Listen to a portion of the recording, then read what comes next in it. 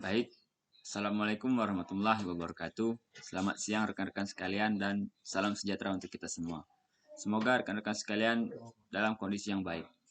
Saya Ahmad Fahrevi, NIM 206162, kelas N, Prodi S1 Pariwisata. Di sini saya akan menjelaskan tugas dari salah satu materi mata kuliah Tourism Finance, dosen pembimbing Ibu Sri Wahyuni. Dan judul materi pada hari ini adalah modal kerja. Terdapat beberapa paparan, yakni ada 5. Salah satunya adalah pengertian modal kerja, konsep modal kerja, jenis modal kerja, kebijakan modal kerja, serta menentukan kebutuhan modal kerja. Berikutnya, untuk pengertian modal kerja. Perusahaan membutuhkan dana untuk kegiatan operasionalnya, seperti membeli bahan mentah, membayar gaji karyawan, membayar rekening listrik, air, telepon, membayar angsuran dan biaya utang, dan lain-lain.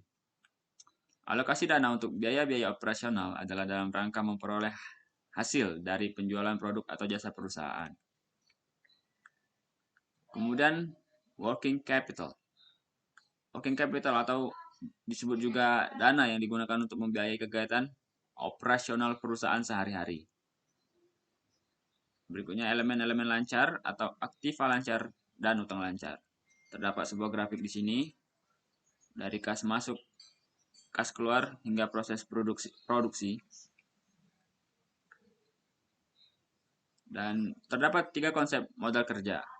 Yang pertama, konsep kuantitatif, yakni jumlah keseluruhan aktiva lancar atau kas, surat berharga, piutang, persediaan. Disebut juga gross working capital. Yang kedua adalah konsep kualitatif atau kelebihan aktiva lancar di atas utang lancar. Disebut juga net working capital. Yang ketiga, konsep fungsional.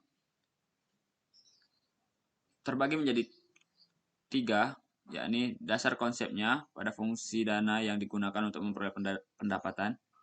Dana yang dialokasikan ke berbagai aktiva dimaksudkan untuk memperoleh pendapatan atau income, baik current income maupun future income. Dan yang ketiga, konsep fungsionalnya merupakan konsep mengenai modal yang digunakan untuk menghasilkan current income. Konsep modal kerja fungsional. Modal kerja real adalah kas, piutang sebanyak 75%, persediaan, depresiasi bangunan, serta depresiasi mesin.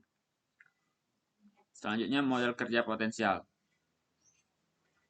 Keuntungan dari piutang sebanyak 25% dan surat berharga.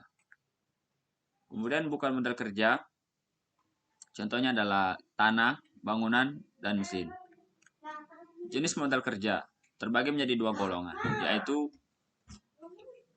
yang pertama modal kerja permanen terbagi menjadi 2, yakni modal kerja primer dan normal. Yang kedua modal kerja variabel terbagi menjadi 3, yakni modal kerja musiman, siklis, dan darurat. Berikut adalah grafik jenis-jenis modal kerja.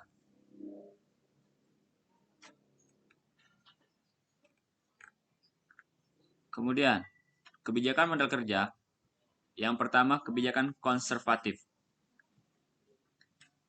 yakni sebagian modal kerja permanen dan sebagian modal kerja variabel dibelanjai dengan sumber dana jangka panjang. Berikut adalah grafik kebijakan modal kerja konservatif.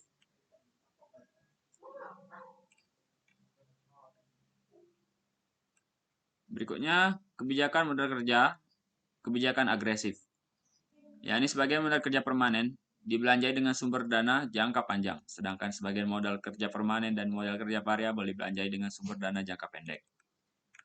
Berikut adalah grafik modal kerja agresif. Berikutnya, kebijakan modal kerja moderat atau aktiva yang bersifat tetap, yaitu aktiva tetap dan modal kerja permanen dibelanjai dengan dana jangka panjang. Sedangkan modal kerja variabel dibelanjai dengan sumber dana jangka pendek. Berikut adalah grafik kebijakan modal kerja moderat. Kemudian untuk menentukan kebutuhan modal kerja, yang pertama adalah metode keterikatan dana. Dan terdapat beberapa faktor yang mempengaruhi, yakni periode terikatnya modal kerja, pengeluaran kas setiap hari, A kali B sama dengan kebutuhan modal kerja. Berikut adalah circle perusahaan dagang dan perusahaan manufaktur. Terdapat beberapa perbedaan. Di perusahaan dagang hanya terdapat 3, yakni kas, barang, piutang, dan berputar seperti itu saja. Kemudian perusahaan manufaktur terdapat 5 poin, mulai dari kas, bahan baku, proses produksi, barang jadi, dan piutang dagang.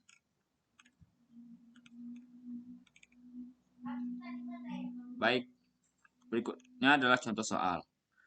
Contoh perusahaan Kelana. Neraca per 31 Desember 2017.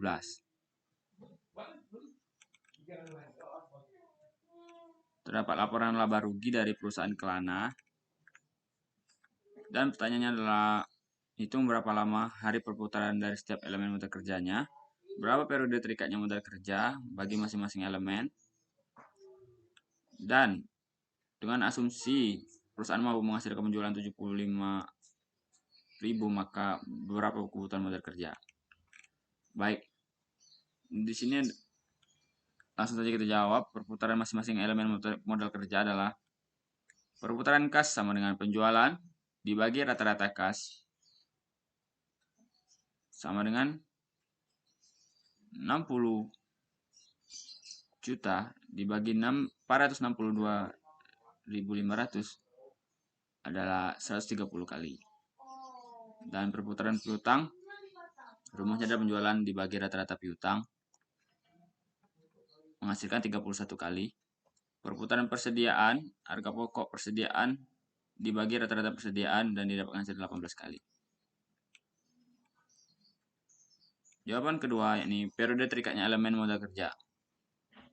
Untuk kas adalah 365 hari dibagi 130, menghasilkan 3 hari. Piutang 360 dibagi 31, menghasilkan 12 hari. Persediaan 360 dibagi 18, menghasilkan 2 hari. Jadi total dari semuanya adalah 35 hari. Kemudian perputaran elemen modal kerja secara keseluruhan adalah 360 dibagi jumlah periode terikat elemen 35 sama dengan 10 kali. Kemudian, dengan asumsi perusahaan mampu menghasilkan penjualan 75 juta, maka kebutuhan modal kerja dengan perputaran elemen modal kerja sebanyak 10 kali. Jadi 75 juta dibagi 10 adalah 7.500.000 rupiah. Baik, sekian penjelasan materi modal kerja dari saya. Lebih dan kurang saya mohon maaf, pada Tuhan saya mohon ampun. Wabillahi taufiq wal hidayah. Wassalamualaikum warahmatullahi wabarakatuh. Selamat siang. Terima kasih.